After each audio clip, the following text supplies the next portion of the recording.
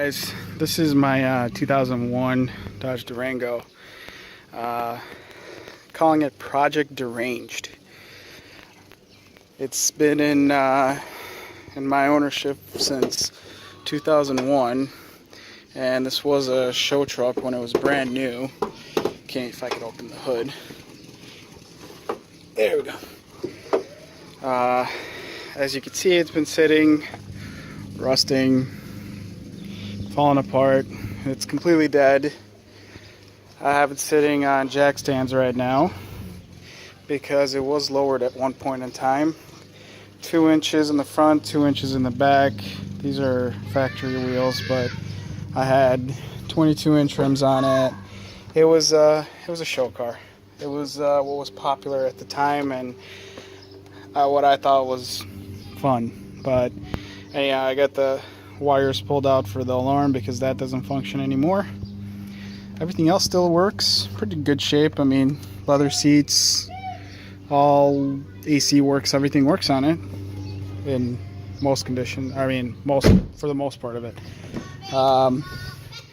As you can tell, I had the monitors in here and I got the suede headliner. Yeah, I know. So it had a aftermarket SP1 Shelby Durango rear bumper, dual exhaust. It's got overhead cams in it, canine air intake, bunch of stuff done to the motor, little crap there. So it's got about extra 5 horsepower to it. Other than that, it's bone stock. Suspension wise, it's got 2-inch blocks dropping the rear, loosened torque bars up front to lower it, and this is what housed my 7,000 watt sound system at one point in time, which I already got rid of. This whole project is pretty much going to be to lift it up, hopefully this big where it's sitting right now, get some bigger wheels and tires, or I should say just tires, and get this thing off-road and see what it'll do. I mean, it's 4-wheel drive. It's worth probably $500, if not less. 4-wheel drive works perfect on it, so I might as well try to see what I can do with it. Let's see. This is, you guys are gonna dig this. I had the tailgate shaved with the line that had over here, that Durango weird line. The handle, the windshield wiper. This, don't look at that. And the windshield sprayer. That was done at one point in time, but this was me getting awfully close to it with a whip mount on my old truck on my pre-runner bar. I just literally touched it. So yeah, this is, I don't know, that's from neighbors' kids running around and scratching it where we used to live. But yeah, you can see that it's been nicely welded over. The handle was nicely welded over, and now I'm getting rid of it all. What I originally wanted to do was take these exhaust pipes that are running here through the bumper and run them through here somewhere and build out a box from here so the exhaust sits in the tailgate right here. So that was the original idea, but I don't know how I'm going to mount my tube bumpers yet. I still have to figure out what I'm going to do with that. So right now the process is taking everything off of it that I don't need and trying to see if I can make a extremely cheap 4-wheel truck to go 4-wheeling and not care if I put it on the side or roll it. And what I'm going to be doing is using all the stuff that people have laying around the garage and try to make it as cheap as possible. I got a Harbor Freight welder that I'm going to use on this just to see if I can do it and try to do a pre-runner bar on the front. And suspension wise, I don't know what I'm doing yet. I'll figure it out as I go, but here's my Cervinus design front bumper that's coming off, and it's going to be tubed up in here. And not doing anything like this, but definitely something more aggressive. These are, I think, 30-inch tires or somewhat like that.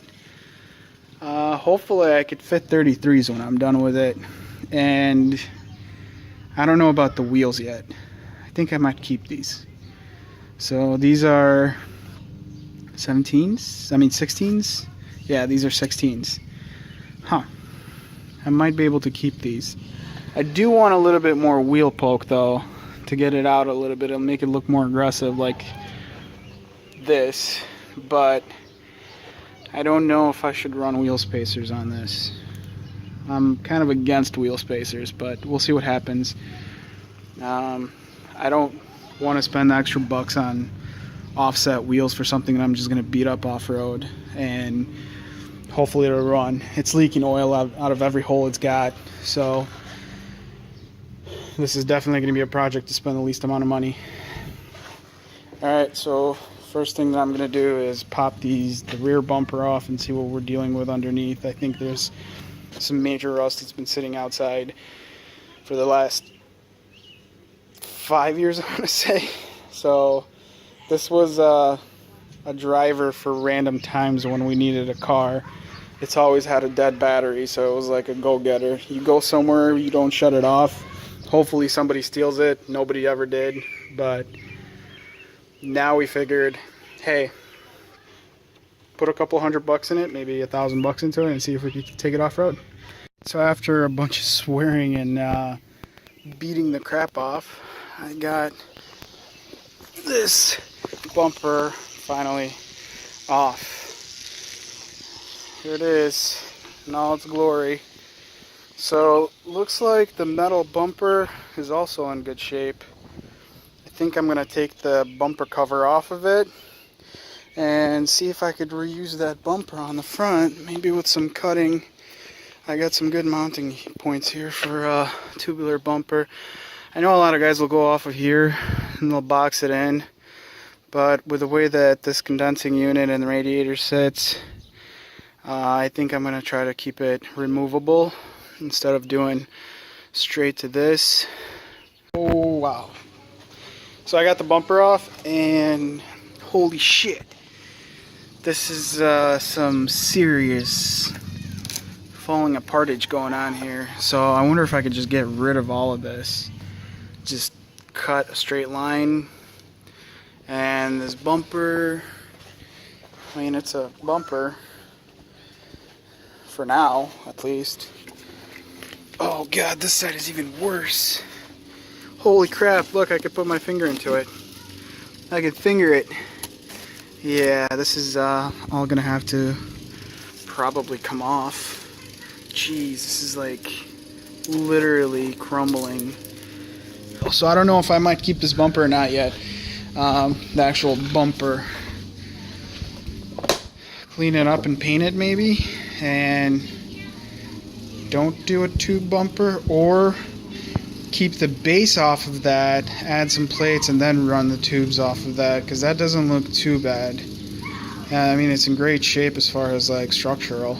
So we'll try to weld it up with my Harbor Freight welder and see what happens, but my goal is for it to sit right where it's sitting right now. I got it sitting on a jack stand and on a block. Safety first. Yeah, don't do that. Yeah, don't do that. Anyway, if I can keep it this height, I'll be happier than a chicken on Thanksgiving. Seriously, this is like plenty for me to run 33s or even maybe try to squeeze 35s. I don't think I'm gonna. Those are 37s. No, 35 is not gonna happen. I don't think so. Well, we'll see. Let's keep going.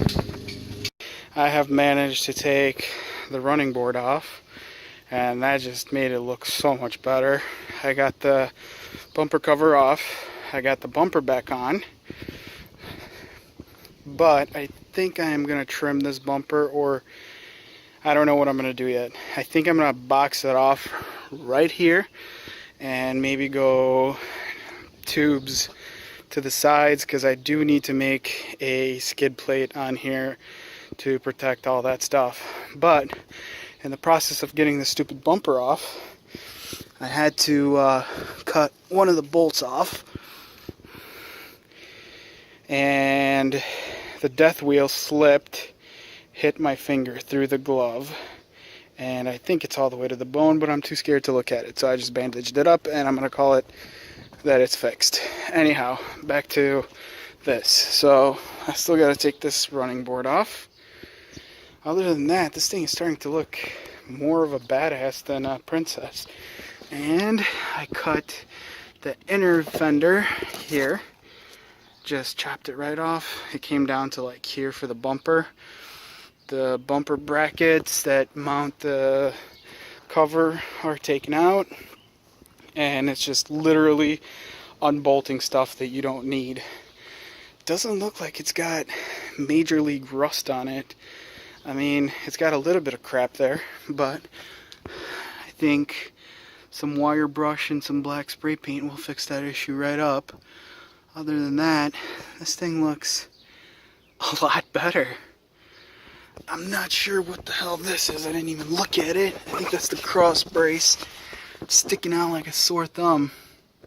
Speaking of which. Anyway, yeah, looks like I can't take that off because that is the tranny mount. And that's oddly boxed on there. I'm in love. I'm definitely in love. You know what, I figured for spending, we thought about trading this in or giving it to whatever, or selling it on the street.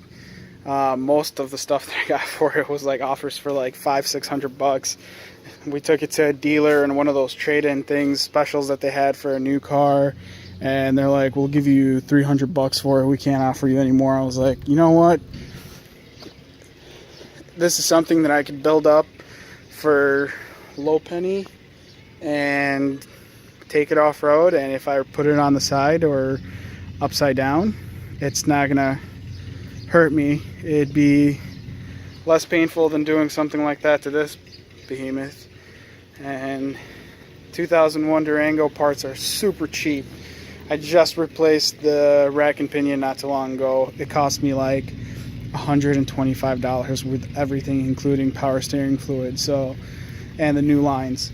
So yeah, this is cheap parts, and I'm loving this. I think I saw the suspension kit shackles for those drop shackles. It was like $35 for a 2-inch or a 3-inch lift, supposedly. And then the torque keys were like $30 or $40. So it comes out to like $60-70 to do a 3-inch lift on this, which I would not be any more happy if I could get just a couple inches over stock and be able to fit 33s on there, which I think I already can just from the way it's standing right now. And that's, I think, just about factory height right there. So we'll see what happens. I'll keep you posted. I'll shoot more videos as I'm going through the process, and gonna let this heal up right now. I don't know, I should probably let my wife take a look at it, but I'm afraid to unbandage it because it's gonna be a fountain. And it's one of those where you cut it and oh, it's not so bad. You look at it and it's like, oh shit, and then you look at it again and there comes the fountain. I fucking hate that. So anyhow, I'll keep you guys posted and wish me luck. Try to keep all my fingers intact. This is my other toy. And, beating the crap off. I can finger it. Yeah, sticking out like a sore thumb. Safety first. Yeah, don't do that. It's yeah, don't do that.